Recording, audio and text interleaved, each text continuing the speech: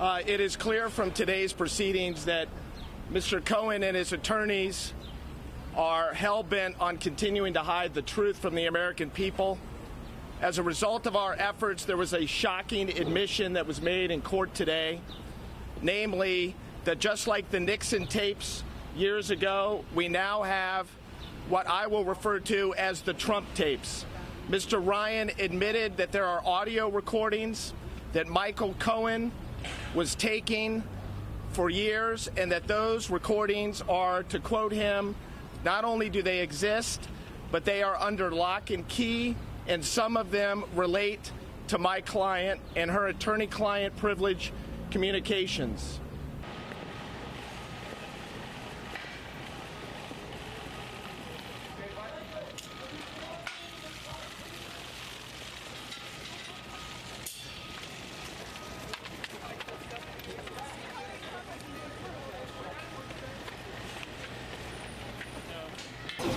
Are you disappointed by what went down? No, I'm not disappointed at all. In fact, I think it is. I think that today will become a seminal moment in our nation's modern history because we have an admission that the attorney for the President of the United States was recording conversations for years on end, and those recordings were seized by the FBI, and they presently exist.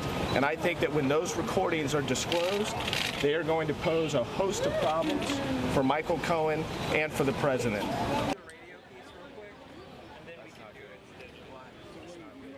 Why do you think the tapes that are under lock and key just pertain to your client? It could be... No, I don't know. We know they don't pertain just to my client because Mr. Ryan, by his comments, if you go back, I was listening very carefully, he made it clear that there's multiple tapes and that some of them relate to my client. Not all of them, but some of them. And our understanding is that there's many, many audio recordings that for whatever reason Michael Cohen created and then kept, and ultimately they will be his downfall, and it may be the downfall of this president. We've done nothing wrong relating to the release of information. We're not under any investigation. Any claim to the contrary is a bunch of nonsense and is brought by people that don't want the information released to each of you and don't want information released to the American people. We live in a democracy. We live in a free society where people have an expectation of receiving information timely and accurately. This isn't Russia. No, I don't think she put a gag order on me.